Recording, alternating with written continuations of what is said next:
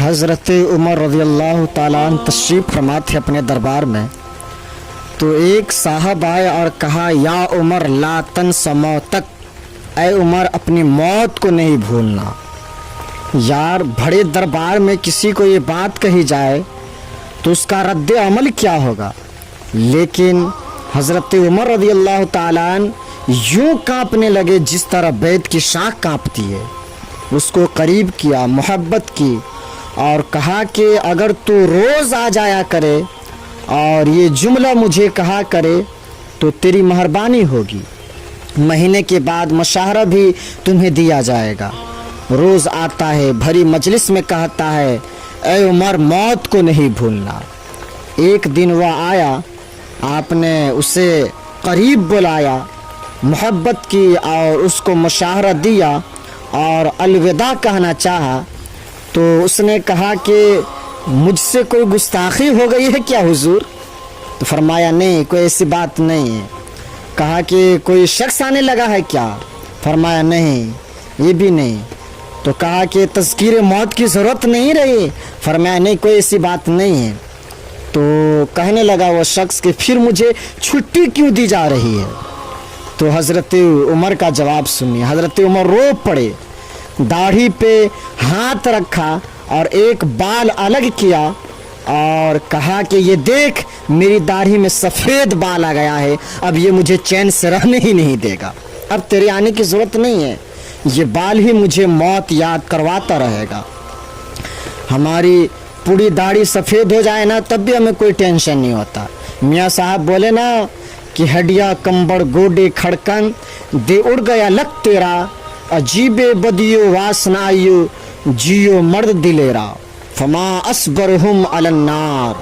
اللہ قرآن مجید میں ارشاد فرماتا ہے کہ لوگوں کا آگ پہ کتنا حوصلہ ہے، کتنی ڈٹائی سے، کتنی دلیری سے کہتے ہیں یہ جہاں مٹھا اگلا کس نے ڈٹھا۔ جب ہم کسی کے جنازے کو کندھا دیتے ہیں نا تو سمجھتے ہیں کہ اسی کے جنازے کو ہم کندھا دے رہے ہیں، اسی کے جنازے کو صرف کندھا دیا جا رہا ہے، یہ نہیں سوچتے کہ یہ وقت ہمارے اوپر بھی آنے والا ہے۔ خیر کن اے فلا و غنیمت شمار عمر، زاں کے بشتر بام برایت فلا نمان۔ شیخ سعدی فرمایا کہ اے صاحب نیکی کر اور غنیمت شمار کر اس عمر کو، اس سے قبل کہ تیرے لیے بھی اعلان ہو جائے کہ فلاں بھی چلا گیا۔ پہلے تو لاؤڈ اسپیکر کے ذریعے اعلان کیا جا رہا تھا نا، اب لیکن فیس بک پہ یہ آتی ہے کہ فلاں چلا گیا، فلاں چلا گیا۔ اس سے قبل یہ آواز آ جائے، یہ اعلان ہو جائے، یہ خبر مشتہر ہو جائے کہ فلاں بھی چلا گیا ہے نا، تو یہ خبر آنے والی ہے، آج نہیں تو کل، کل نہیں تو پرسوں۔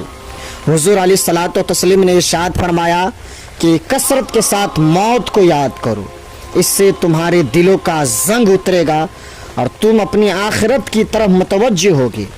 اور دوسری بات ارشاد فرمائی وہ تلاوت القرآن، اور قرآن مجید کی تلاوت کو لازم پکڑو۔ اگر قرآن مجید کی تلاوت اگر تمہاری زندگی کا معمول بن گیا تو تلاوت ایسا نور ہے کہ دلوں کے جنگ اتار دیتا ہے اور اللہ کی معرفت کا رنگ چڑھا دیتا ہے۔ اس لیے دو چیزیں دلوں کی زنگ اتارتی ہے، ایک تو کثرت کے ساتھ موت کو یاد کرنا، اس لیے کہ کوئی نصاب نہیں پڑھنا پڑتا اس کے لیے صاحب، کسی کے پاس جا کے بیٹھنا بھی نہیں پڑتا، یہ خاموش مبلغ ہے، اس مبلغ کو سننے کے لیے سفر کر کے کہیں جانا نہیں پڑتا، کسی مدرسے یا کسی کالج یا کسی یونیورسٹیز میں جا کر کے تعلیم حاصل نہیں کرنا پڑتا اس کو سیکھنے کے لیے، اس کو کسی ہے نا ٹیپ ریکارڈر کے اندر محفوظ کر کے کان لگا کر کے نہیں سنا جاتا، یہ اس کے لیے کوئی بٹن آن بھی نہیں کرنا پڑتا کہ اب لائٹ ہے سن سکوں گا، اب لائٹ نہیں ہے اب نہیں سن سکوں گا، ایسی کوئی بات نہیں، اس کے لیے کوئی وقت بھی مقرر نہیں، کوئی متعین نہیں، یہ ایسا مبلغ ہے، یہ خاموش واعظ ہے، جب چاہو اس کو سن سکو۔ تو کثرت کے ساتھ موت کو یاد کرنا یہ تمہارے لیے دلوں کے زنگ اتارنے کا سبب ہے۔ اور دوسری چیز حضور نے ارشاد فرمائی و تلاوت القرآن، اور قرآن کی تلاوت، جب قرآن مجید کی تلاوت معمول زندگی بن جاتی ہے نا تو دلوں کے زنگ قرآن مجید اتار دیتا ہے۔ اس سے بہتر دلوں کے پاک کرنے والی چیز اور کیا ہو سکتی ہے؟ اللہ کا کلام ہمارے پاس موجود ہے. اس وقت کسی امت کے پاس یا کسی قوم کے پاس منظم من اللہ کتاب اصلی صورت کے اندر موجود نہیں ہے.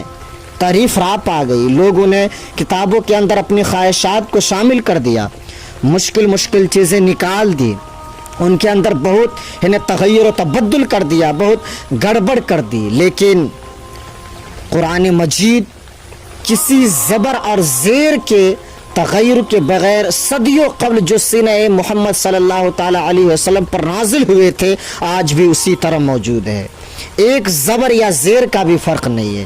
یہ یقین ہمارے ساتھ جڑا ہوا ہے کہ یہ ہمارے رب کا کلام ہے، جو ہمارے رب نے کہ مبدأ فیاض سے قلب مصطفیٰ پر اس کا تعطر فرمایا، ہمارے محبوب کریم علیہ الصلوۃ والتسلیم کے سینہ اطہر پر یہ اترا ہے.